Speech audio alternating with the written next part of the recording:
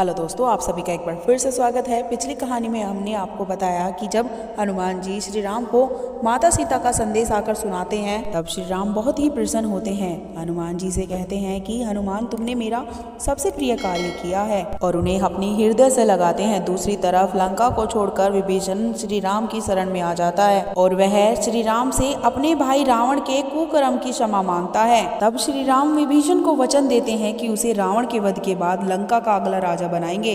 तब वही समुद्र किनारे श्री राम विभीषण का राज्याभिषेक करते हैं। उसके बाद सबसे बड़ी समस्या जो थी, 100 योजन का समुद्र पार कैसे करा जाए, तो विभीषण यह सलाह देते हैं कि उन्हें समुद्र देव से प्रार्थना करनी चाहिए कि वह उन्हें लंका जाने का रास्ता दे दे। दोस्तों, कहानी में आगे बढ़ने से पहले अगर वीडियो पसंद आए तो वीडियो को लाइक कर लें। अगर आप चैनल पर नए हैं तो बेल आइकन पर क्लिक करके चैनल को सब्सक्राइब कर लें, जिससे कि आने वाली नई वीडियो की नोटिफिकेशन आपको समय से मिलती रहे।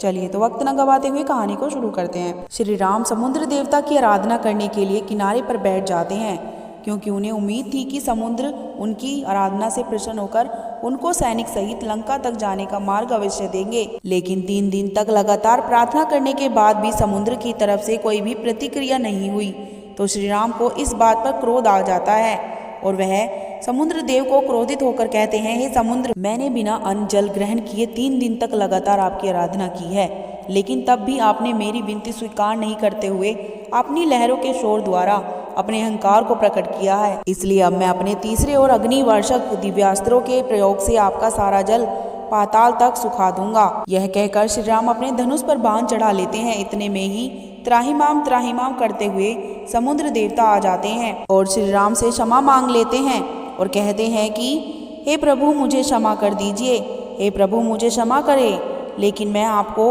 अपने जल में से रास्ता नहीं दे सकता, क्योंकि समुद्र की एक मर्यादा होती है जो कि स्वयं अपने नारायण अवतार में निर्धारित की जाती है।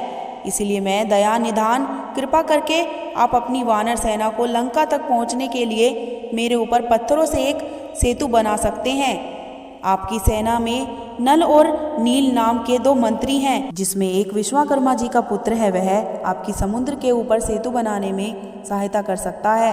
अतः सभी वानर अगर पत्थर के ऊपर श्री राम लिखकर समुद्र में छोड़ेंगे तो वह पत्थर तैरने लगेंगे और मैं स्वयं उन पत्थरों को बिखरने से रोकूंगा तथा एक कतार में जोड़ कर रखूंगा। इस तरह से कुछ ही समय में समुद्र पर आप सेतु बनाने में सफलता पा लेंगे, जिस पर चलकर आपकी पूरी सेना लंका तक पहुंच जाएगी। श्री राम को समुद्र देव का यह परामर्श अच्छा लगता है, इसलिए उन्होंने महाराज सुग्रीव को आदेश दिया कि वह अपनी सेना को आदेश दे कि पत्थरों से एक सेतु का निर्माण कार्य जल्दी ही आरंभ करे। सभी वानर सेतु निर्माण में लग जाते हैं, जिसमें सभी वानर सैनिक पत्थर पर श्री राम का नाम लिखकर समुद्र में छोड़ने लगते हैं तथा श्री राम नाम के कारण सभी पत्थर पानी में तैर रहे थे। सेतु निर्माण पूरा होने तक श्री राम वहीं समुद्र के किनारे एक शिवलिंग स्थापित करके भगवान शिव की आराधना करने लगते हैं। लेकिन 5 दिन के परिश्रम के बाद वानर सेना 100 योजन समुद्र के ऊपर एक विशाल सेतु का निर्माण कर लेते हैं। तब इसकी सूचना लंका के लोगों को लगती है तो उनके होश उड़ जाते हैं, क्योंकि कोई भी इसकी कल्पना नहीं कर सकता था कि समुद्र को कोई बांध सकता है। लेकिन श्री राम की सेना ने मात्र 5 दिनों में ही यह असंभव कार्य संभव करके दिखाया।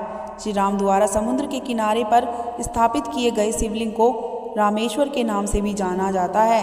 रामेश्वर का अर्थ होता है कि राम के जो ईश्वर हैं वह रामेश्वर हैं, लेकिन भगवान शिव कहते हैं कि रामेश्वर का अर्थ होता है कि राम जिसके ईश्वर हैं। तो दोस्तों, वानरों द्वारा राम सेतु का निर्माण का भाग हम यहीं पर समाप्त करते हैं। अगर मेरे शब्दों में आपको संपूर्ण रामायण पसंद आ रही हो तो वीडियो को लाइक करके चैनल को सब्सक्राइब कर ले, जिससे कि आने वाली नई वीडियो की नोटिफिकेशन आपको समय से मिलती रहे।